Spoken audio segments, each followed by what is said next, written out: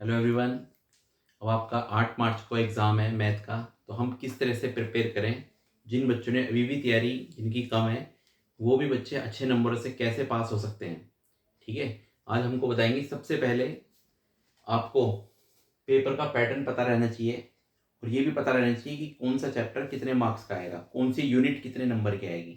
ठीक है, किन चैप्टरों में हम किस तरीके से सबसे पहले करें, 5 मार्क्स के क्वेश्चंस कैसे करें, केस स्टडी कौन से चैप्टर्स की आएगी, एमसीक्यू कौन सी एक्सरसाइज से बनेगा, ये हमें सब पता रहना चाहिए।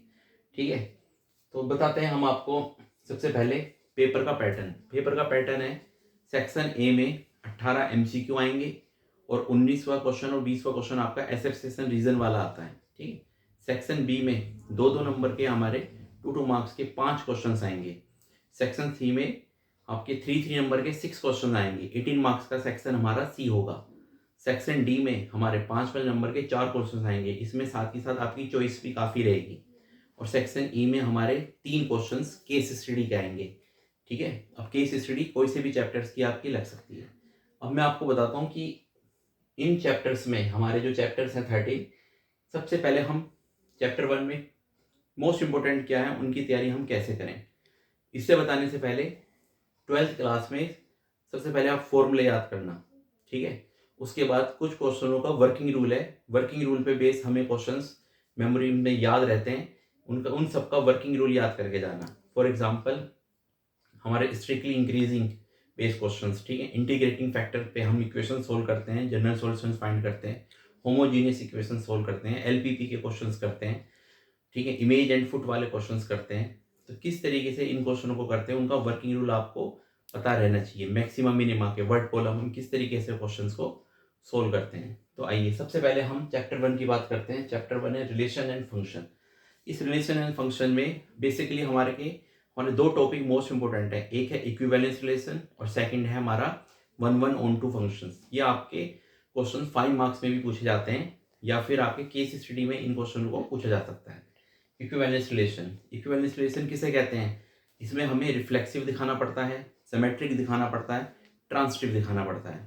ठीक है, 1-1 ऑन 2 फंक्शन हमारा बाइजेक्टिव फंक्शन भी कहलाता है। 1-1 जो हमारा फंक्शन है उसका भी वर्किंग रूल है हमारा fx1 बराबर fx2 लेके चलते हैं, x1 बराबर x2 दिखाते हैं।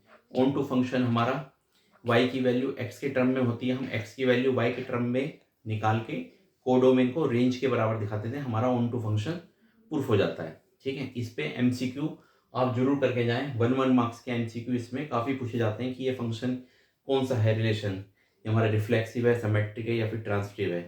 ठीक है, क्या ये हमारा कौन सा फंक्शन है, हमारा 1-1 फंक्शन है, ऑन 2 फंक्शंस हैं, नाइदर 1-1 नॉर ऑन 2। ठीक है, तो चैप्टर 1 में आप बहुत अच्छी तरह से 2 टॉपिक करके जाएं, छोड़े ना कोई भी क्वेश्चन। सारे क्वेश्चन आपको अटेम्प्ट करने हैं, 38 के 38 क्वेश्चन आप अटेम्प्ट करना। ठीक है, हर क्वेश्चन पे आपको नंबर टीचर जरूर देता है। फिर आता है हमारा इनवर्स ट्रिग्नोमेट्री फंक्शन। इसमें बेसिकली सबसे पहले आप सभी की रेंज याद करें। ठीक है ना, फिर प्रिंसिपल वैल्यू, सबकी आपको प्रिंसिपल वैल्यू, हर टाइप के क्वेश्चन की प्रिंसिपल वैल्यू आपको आनी चाहिए। ग्राफ, ठीक है, साइन इनवर्स का ग्राफ क्या होगा, ये सब आपको आना चाहिए। और आपकी आइडेंटिटीज बेस्ड क्वेश्चंस। ठीक है, 2 tan इनवर्स एक्स का फॉर्मूला सबसे ज़्यादा इसमें यूज़ किया जाता है। Identities based tan inverse x plus tan inverse y का फॉर्मूला क्या होता है, इस पे बेस्ड भी क्वेश्चन आपको पूछे जा सकते हैं। बट बेसिकली इसमें प्रिंसिपल वैल्यू क्वेश्चंस 1-1 मार्क्स के एमसीक्यू लेवल में आपके पूछे जाते हैं। ठीक है, चैप्टर 3 मैट्रिसेस, नाम से बताया बहुत आसान चैप्टर है। चैप्टर 3 और चैप्टर 4 10 मार्क्स की यूनिट है हमारी। एक भी क्वेश्चन इसमें आपका छूटा नहीं चाहिए। सबसे पहले टाइप ऑफ मैट्रिक्स आप पढ़ के जाएं जरूर, कितने टाइप की मैट्रिक्स होती है। ठीक है, फिर skew symmetric matrix, symmetric matrix किसको कहते हैं। ठीक है, इसके बाद हम मैट्रिक्स को ऐड कैसे करते हैं, सब्ट्रैक्ट कैसे करते हैं, प्रोडक्ट कैसे करते हैं इनकी। ठीक है, ट्रांसपोज मैट्रिक्स कैसे हम इसको सोल्व करते हैं। तो मैट्रिक्स में बेसिकली बहुत आसान क्वेश्चंस हैं। एक्स एंड वाई की वैल्यू निकालिए, कंपेयरिंग करके एक्स एंड वाई की वैल्यू निकाल सकते हैं हम। मैट्रिक्स चैप्टर हमारा बहुत ही ज़्यादा आसान है। इसके बाद आता है हमारा डिटर्मिनेंट। डिटर्मिनेंट का क्वेश्चन आपको इसमें, अब मैं बताता हूँ, 5 मार्क्स का इसमें जरूर क्वेश्चन मिलेगा आपको। 5 मार्क्स का क्वेश्चन कौन सा मिलेगा इसमें, equation solve by matrix method. अब equation solve by matrix method में भी काफ़ी टाइप हैं। ये नहीं है कि आप 3 इक्वेशन दे देगी और आपको पूछा जाएगा equation solve by matrix method. कभी कभी आपको दो मैट्रिक्स दे देंगे और आपको पहले प्रोडक्ट करनी है, उसके बाद उस प्रोडक्ट की सहायता से आपको equation solve by matrix method से सोल्व करना है। कभी कभी ए मैट्रिक्स देगा तो सबसे पहले आपको ए इनवर्स निकालना है, ए इनवर्स के बाद आपको equation solve by matrix method solve करना है। कभी कभी हमें क्या दे देता है वो वर्ड प्रॉब्लम पे बेस भी हमको ये क्वेश्चंस पूछा जा सकता है। कभी कभी हमको ट्रांसपोज का इसमें बीच में रूल लगता है, उस मेथड से भी हमको equation solve by matrix method पूछा जा सकता है। डिटरमिनेंट में x की वैल्यू, एमसीक्यू में x की वैल्यू फाइंड करने को जरूर आएगी, अननोन, ठीक है, जो हमारी अननोन वैल्यूज होती हैं वो फाइंड करने को हमें जरूर आएगी। इसके बाद इसमें एरिया ऑफ ट्रायंगल, ठीक है, कोफैक्टर्स, माइनर, ठीक है, ये हमको सब आना चाहिए। इसके बाद प्रॉपर्टीज पे बेस एमसीक्यू हमारा जरूर लगेगा। जो हमारी प्रॉपर्टीज होती है कि एडजॉइंट ए का डिटरमिनेंट बराबर होता है ए का डिटरमिनेंट n-1, ठीक है। इन प्रॉपर्टीज पे क्वेश्चंस आप पेपर में जरूर करके जाएं। काफी प्रॉपर्टीज है इसमें, सभी प्रॉपर्टीज पे आप क्वेश्चंस करके जाएं, ठीक है। अब आती है आपकी चैप्टर 5 से लेके जो आपकी चैप्टर 9, ये आपकी जो यूनिट होएगी 35 मार्क्स की यूनिट होएगी। 35 मार्क्स हमारे बहुत होते हैं, यदि हम प्लानिंग से चलें तो हम 35 के 35 मार्क्स इसमें ला सकते हैं, ठीक है। तो सबसे पहले हम बात करते हैं चैप्टर 5 की, कंटिन्यूटी एंड डिफरेंशिएबिलिटी। 5.1 में एक क्वेश्चन आपका जरूर आना है कि find the value of k if function are continuous, या फिर find the value of a and b function are continuous, ठीक है। आपको डिफरेंशिएबिलिटी भी आपको चेक करा सकता है ये। तो इसमें 5.1 में 1 मार्क्स में क्वेश्चन या 2 मार्क्स में क्वेश्चन जरूर आएगा इस टॉपिक पे बेस। फिर डेरिवेटिव के बाद डेरिवेटिव आप किस टाइप के सबसे पहले डेरिवेटिव करें, आपको डेरिवेटिव करने हैं प्रूफ बेस। सबसे पहले डबल ऑर्डर डेरिवेटिव पे बेस क्वेश्चंस आपका जरूर पूछा जा सकता है। इसमें चॉइस भी मिलती है। चॉइस क्या देगा, पैरामेट्रिक फॉर्म से रिलेटेड हमको क्वेश्चंस जरूर पूछा जा सकता है। x दे देगा पैरामेट्रिक फॉर्म में, y दे देगा और हमसे ये प्रूफ करवाएगा, फाइंड करवाएगा d² y dx², ये वैल्यू हमको फाइंड करवाएगा किसी वैल्यू पे, थीटा के फॉर्म में करवा सकता है या टी की फॉर्म में हमें प्रूफ करवा सकता है। इसके बाद जो हमारी डेरिवेटिव है वो है वेरिएबल के ऊपर वेरिएबल, जैसे x की पावर x का हमारा डिफरेंशियल क्या होगा, या फिर x की पावर sin x का हमारा डिफरेंशियल क्या होगा, ठीक है। लॉग से हम इन क्वेश्चन को करते हैं, ठीक है। इसके बाद हमारे जो क्वेश्चन है, मतलब जो हमारी डिफरेंशिएबिलिटी है, काफ़ी इसको सबसे ज़्यादा प्रैक्टिस करें। जब यदि आपका डेरिवेटिव अच्छा होगा तभी आप इंटीग्रल को आप सोल्व कर सकते हैं, ठीक है। और इस तरह का क्वेश्चंस भी आपसे पूछा जा सकता है, जैसे साइन इनवर्स एक्स का डिफरेंशियल करना है with respect to cos inverse x, ठीक है। किसी का डिफरेंशियल किसी एक्स के रेस्पेक्ट में ना करवा के किसी और के रेस्पेक्ट में ही हमसे करवाता है। बेसिकली इसमें प्रूफ वाला क्वेश्चन सबसे ज़्यादा पूछा जाता है और ये टाइप भी आपकी क्वेश्चंस में पूछी जाती है, ठीक है। अब आता है हमारा chapter 6, application of derivative. Application of derivative में हमारी 3 एक्सरसाइज है। सबसे पहली एक्सरसाइज रेट ऑफ चेंज पे बेस। तो रेट ऑफ चेंज पे बेस आप एनसीईआरटी के क्वेश्चंस कर लेंगे, आपको यही क्वेश्चंस आपको एनसीईआरटी से मिल जाता है। जैसे एप्लीकेशन ऑफ डेरिवेटिव में हमारे जो क्वेश्चन होता है मार्जिनल कॉस्ट वाला सबसे ज़्यादा इंपॉर्टेंट है, ठीक है। आपका वॉल्यूम ऑफ स्फीयर पे बेस क्वेश्चन मोस्ट इंपॉर्टेंट है, वॉल्यूम ऑफ क्यूब पे, ठीक है। रेट ऑफ चेंज टाइम के रेस्पेक्ट में हम करते हैं, तो क्वेश्चन बहुत आसान है। रेट ऑफ चेंज पे 1 मार्क्स में या 2 मार्क्स में आपसे पूछा जाता है। फिर इसकी 6.2 जो एक्सरसाइज है हमारी वो है स्ट्रिक्टली इंक्रीजिंग एंड डिक्रीजिंग पे बेस। आपसे पूछा जाएगा किस इंटरवल पे फंक्शन इंक्रीजिंग होएगा, किस पे ये डिक्रीजिंग होएगा। इस टाइप के क्वेश्चन आप जरूर करके जाएं। इसके बाद प्रूफ करवाएगा आपसे कि प्रूफ करिए कि फंक्शन हमारा इंक्रीजिंग है या फिर ये डिक्रीजिंग है। जरूर आप इसका वर्किंग रूल आपको याद रखना पड़ेगा। स्ट्रिक्टली इंक्रीजिंग डिक्रीजिंग का बहुत ही ज़्यादा आसान होता है। सबसे पहले डिफरेंशियल करते हैं, dy/dx निकालते हैं, फिर 0 के बराबर रखते हैं, क्रिटिकल पॉइंट निकालते हैं, ठीक है। फिर -इन्फिनिटी से +इन्फिनिटी के बीच में उन वैल्यू को रख के हम इंटरवल चेक करते हैं, ठीक है। फिर आती है हमारी 6.3 एक्सरसाइज। इसमें सबसे पहले आप मैक्सिमा एंड मिनिमा जो टॉपिक होता है कि किन वैल्यू पे फंक्शन मैक्सिमा है मिनिमा, इसका डबल ऑर्डर डेरिवेटिव के साथ आप वर्किंग रूल आपको पता रहना चाहिए कि मैक्सिमम मिनिमा हम कैसे निकालते हैं। कभी कभी पॉलिनोमियल फंक्शंस भी आपको दे देते हैं और पूछता है कि इसकी मैक्सिमम वैल्यू निकालो, तो उसका वर्किंग रूल क्या होता है, सबसे पहले हमने डिफरेंशियल कर दिया, फिर हमने 0 के बराबर रख के क्रिटिकल पॉइंट निकाला, फिर अगेन डिफरेंशियल कर दिया हमने d² फिर जो x की वैल्यू आई है वो डबल ऑर्डर डेरिवेटिव में हम वैल्यू पुट करेंगे, माइनस में आता है तो मैक्सिमा कहलाता है, प्लस में आता है तो मिनिमा कहलाता है। ठीक है, इसके बाद फिर इसकी आती है वर्ड प्रॉब्लम। वर्ड प्रॉब्लम आप जो प्रूफ वाले क्वेश्चन हैं सारे के सारे एनसीईआरटी के जितने भी प्रूफ वाले क्वेश्चन हैं वो आप इसमें जरूर करके जाएं। ये जो हमारी मैक्सिमम मिनिमा है ये आपकी केस स्टडी में भी पूछा जा सकता है, मिसलिनियस एक्सेस में भी प्रूफ वाले क्वेश्चन हैं। ठीक है, उन क्वेश्चनों को भी आप जरूर करके जाएं। ठीक है, फिर आता है आपका इंटीग्रल। इंटीग्रल हमारा काफ़ी लेंथी चैप्टर है, बच्चे कहते हैं कि सर इंटीग्रल को हम कैसे सोल्व करें, तो एग्जाम में सबसे पहले आप पार्शियल फ्रैक्शन से स्टार्ट करें। पार्शियल फ्रैक्शन पे एक क्वेश्चन जरूर पूछा जा सकता है। ठीक है, इसके बाद आप परफेक्ट स्क्वायर पे बेस एक क्वाड्रेटिक इक्वेशन दे देगा, परफेक्ट स्क्वायर पे जो हम कंप्लीटिंग स्क्वायर मेथड से सोल्व करते हैं उस पे बेस इंटीग्रल में क्वेश्चंस पूछा जा सकता है। फिर हमारा जो क्वेश्चंस आता है वो आता है प्रॉपर्टी पे बेस। जैसे प्रॉपर्टी बेस कौन सा आता है,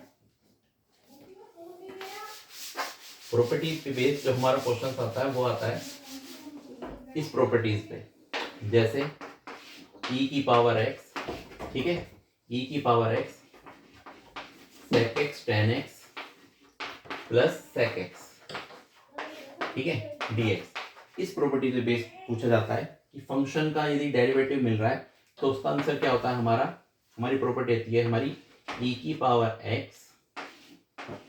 fx plus F dash X bracket close. हमारा आंसर होता है सीधा सीधा e की power x F X plus C. ठीक है, फंक्शन ढूंढना पड़ता है किस इस फंक्शन का डेरिवेटिव ये है या फिर इसका डेरिवेटिव है। हमें पता है sec x का डिफरेंशियल हमारा sec x tan x होता है, तो इसका आंसर हम सीधा सीधा क्या देंगे, e की power x sec x plus C. इस प्रॉपर्टी पे बेस हम क्वेश्चंस इसमें जरूर पूछा जाता है। इसके बाद हमारे मॉडुलस पे बेस क्वेश्चंस, जैसे 0 से 4 दे देगा लिमिट x माइनस 1 dx। ये क्वेश्चंस को हमें सोल्व करना पड़ता है। ठीक है, इसके 3 पार्ट ये सोल्व करवा सकता है, x minus 1 plus x minus 2 plus x minus 3। ये भी क्वेश्चन आपसे कई बार पूछा जाता है। फिर हमारा डेफिनेट इंटीग्रल्स प्रॉपर्टीज हैं ओड इवन वाले क्वेश्चंस आप करके जाएं। ओड इवन के बाद जो क्वेश्चंस होते हैं हमारे ओड इवन वाली प्रॉपर्टीज होती है हमारी, उस पे एमसीक्यू लेवल पे क्वेश्चंस आप जरूर करके जाएं। जितने क्वेश्चंस आप इनके क्वेश्चंस करेंगे इंटीग्रल के, उतना ही आपको बेनिफिट आपको चैप्टर 9 में इसमें मिलता है। ठीक है, तो इंटीग्रल में हमारा सब्स्टिट्यूशन मेथड हो गया, ठीक है, फॉर्मूले बेस्ड सीधे सीधा क्वेश्चन हो गया, पार्शियल फ्रैक्शन हो गया, परफेक्ट स्क्वायर बेस्ड क्वेश्चंस हो गया। इसी पे ही एग्जाम में क्वेश्चंस आपका पूछा जाता है। ठीक है, अब आता है आपका chapter number 8 application of the integrals. तो एप्लीकेशन ऑफ इंटीग्रल में आप सबसे पहले कौन कौन से क्वेश्चंस करें, 3 लाइन दे देगा। ठीक है, 3 लाइंस आप इंटीग्रल की सहायता से हमें क्या निकालना है, उसका एक ट्रायंगल बनेगा, फिर हमें एरिया निकालना है। कभी कभी 3 पॉइंट दे देगा, 3 पॉइंट से ट्रायंगल बनेगा, उसका एरिया निकालना है। ठीक है, इलिप्स दे देगा, सीधा सीधा इलिप्स का सीधा सीधा एरिया होता है, शॉर्टकट मेथड है एक्स स्क्वायर अपॉन ए स्क्वायर प्लस वाई का स्क्वायर अपॉन बी का स्क्वायर इज इक्वल टू 1। तो सीधा इलिप्स का एरिया होता है हमारा क्या होता है, पाई ए बी। सीधा सीधा हम एमसीक्यू में इस फॉर्मूले का यूज करके इसका एरिया फाइंड कर सकते हैं। ठीक है, तो सिंपली आप सबसे पहले आपने इलिप्स का एरिया निकाल दिया इंटीग्रल की सहायता से, हमने सर्कल का एक इक्वेशन दे देगा सर्कल का एरिया निकाल दिया, पैराबोला दे देगा, पैराबोला के साथ 2 लाइन दे देगा x इक्वल टू 1 4, इसका एरिया निकालिए फर्स्ट क्वाड्रेंट में। ठीक है, मॉडुलस दे देगा, मॉडल स्केच ग्राफ स्केच करिए हम। ठीक है, 0 से 4 x प्लस x माइनस 3, इसका स्केच बनाइए फिर। ठीक है, फिर इसका एरिया भी फाइंड करिए। तो हमें सबसे पहले इलिप्स का एरिया निकालना फाइंड करना आना चाहिए, सीधा सीधा सर्कल का एरिया फाइंड करना आना चाहिए। 3 पॉइंट दे देगा तो एरिया फाइंड करिए, पैराबोला के साथ 2 लाइन दे देगा उसका एरिया फाइंड करिए, फिर इलिप्स के साथ आपको 1 लाइन और जोड़ देगा, इस पार्ट का एरिया फाइंड करिए। ठीक है, सर्कल के साथ एक लाइन दे देगा। ठीक है, सर्कल के साथ एक लाइन देगा, इस पार्ट का आपको एरिया फाइंड करना होगा। ठीक है, तो इन क्वेश्चनों को आप जरूर करके जाएं। ठीक है, फिर आपका आता है chapter number 9, differential equation. Differential equation में सबसे पहली जो एक्सरसाइज है हमारी 9.1, वो हमारी डिग्री एंड ऑर्डर है। ठीक है, डिग्री ऑर्डर पे एक क्वेश्चन एमसीक्यू में जरूर पूछा जाता है। सेकंड एक्सरसाइज हमारी आसान है, सीधा सीधा रिजल्ट हमें प्रूफ करना होता है। ठीक है, y dash minus y double dash is equal to 0, सीधा सीधा डेरिवेटिव पे बेस्ड एक्सरसाइज है। फिर थर्ड एक्सरसाइज हमारी 9.3, जनरल सॉल्यूशंस। सेपरेट हम करते हैं एक्स के और वाई की टर्म एक साथ सेपरेट करके, दोनों बोथ साइड का इंटीग्रल करके हम इसको सोल्व करते हैं। फिर आती है अगली टाइप होमोजीनियस। अब इसमें होमोजीनियस में और इंटीग्रेटिंग फैक्टर पे बेस्ड एक्सरसाइज पे चॉइस आती है। तो ठीक है, तो हम दोनों का ही वर्किंग रूल जरूर करके जाएं। बहुत ही ज़्यादा आसान इसमें क्वेश्चन पूछा जाता है, प्री बोर्ड से भी आसान। जिन स्कूलों में प्री बोर्ड होते हैं तो उससे भी आसान आपके बोर्ड एग्जाम में इनमें क्वेश्चन पूछा जाएगा। वर्किंग रूल आप जरूर करके जाएं। ठीक है ना, होमोजीनियस का क्या वर्किंग रूल होता है, इंटीग्रेटिंग फैक्टर का क्या वर्किंग रूल होता है, दोनों टाइप। इसकी हमारी इंटीग्रेटिंग फैक्टर पे बेस्ड एक्सरसाइज है, उसके आपको वर्किंग रूल आपको जरूर करके जाना चाहिए। ठीक है, दोनों टाइप है इंटीग्रल की। इसमें जो हमारी इंटीग्रेटिंग फैक्टर पे बेस है, दोनों टाइप पे क्वेश्चन करके जाएं कि d y over d x plus p y is equal to q. हमें देखना है कि ये वाली फॉर्म बना रहा है या फिर ये वाली फॉर्म बना रहा है। दोनों टाइप का ही हमें वर्किंग रूल पता रहना चाहिए। ठीक है, इस टाइप का वर्किंग रूल क्या है और इस टाइप का वर्किंग रूल क्या है, हमको पता रहना चाहिए। साथ ही साथ इंटीग्रेटिंग फैक्टर हमारा 1 मार्क्स में एमसीक्यू में जरूर पूछा जाता है। ठीक है, फिर आपका आता है चैप्टर नंबर 10, वेक्टर्स। वेक्टर्स में आपकी जो भी हमारे direction cosine, direction ratio, dot product, ठीक है, क्रॉस प्रोडक्ट, इस पे बेस जितने भी क्वेश्चन है मिसलिनियस एक्सरसाइज के, आप इसमें जरूर क्वेश्चंस करके जाएं। 3 क्वेश्चंस इसमें एमसीक्यू में वेक्टर्स में पूछे जाते हैं। ठीक है, 10 मार्क्स की ये दोनों यूनिट है, तो बहुत आसानी से पूछ के जाएं। ठीक है ना, वेक्टर्स बहुत आसान चैप्टर है, मिसलिनियस की एक्सरसाइज में जरूर करके जाएं। एरिया ऑफ ट्राइंगल, ठीक है, प्रूफ करवाएगा कि ये एरिया ऑफ ये हमारा ट्राइंगल राइट ट्राइंगल होगा। ठीक है, इसके बाद आता है हमारा चैप्टर नंबर 11, 3 डायमेंशन। यहाँ से भी आपको एक 5 मार्क्स का क्वेश्चन मिलेगा। ठीक है, तो अभी मैंने आपको एक 5 मार्क्स का क्वेश्चन यहाँ बताया, अब मैं बता रहा हूँ 5 मार्क्स का क्वेश्चन 11 में, जो कि कन्फर्म है। कौन कौन से टॉपिक पे, शॉर्टेड डिस्टेंस पे। पहला शॉर्टेड डिस्टेंस पे 5 मार्क्स में क्वेश्चन पूछा जा सकता है आपका। इसके बाद 5 मार्क्स का क्वेश्चन हमारा image and foot and perpendicular distance पे भी क्वेश्चन पूछा जा सकता है। एक हमारा जो तीसरा है क्वेश्चन, वो है find the equation of the line in vector form. Given दे देगा, 1 पॉइंट से पास होके जाती है वो लाइन, और 2 लाइन के वो क्या है, परपेंडिकुलर है। इस पे मिसलिनियस एक्सरसाइज का क्वेश्चन नंबर 5 है, आप जरूर करके जाएं। 2 लाइन कोप्लेनर प्रूफ करवाएगा, तो हमको क्या दिखाना है, शॉर्टेड डिस्टेंस, हम इसकी 0 दिखा देंगे। फिर आता है कि प्रूफ करो कि ये 2 लाइन आपस में इंटरसेक्ट हो रही हैं। इस पे भी क्वेश्चन पूछा जाता है कि 2 लाइन हमारी इंटरसेक्ट हैं। ठीक है, और इंटरसेक्शन पॉइंट भी आपसे पूछा जाता है। तो 5 मार्क्स का क्वेश्चन में आपको मैंने ये क्वेश्चन बताए 5 मार्क्स के, इन क्वेश्चन को जरूर करके जाएं। फिर इसमें जो 3D में सबसे ज़्यादा मोस्ट इम्पोर्टेंट क्वेश्चन है, वो है आपका कि find the value of P if 2 lines are perpendicular. ठीक है, इसके बाद एंगल बिटवीन 2 लाइन, बहुत ज़्यादा आसान क्वेश्चन है। और इसके बाद हमारा जो ये क्वेश्चन है कि डिस्टेंस बिटवीन 2 पैरेलल लाइन, फॉर्मूले आपको याद रहने बिल्कुल चाहिए।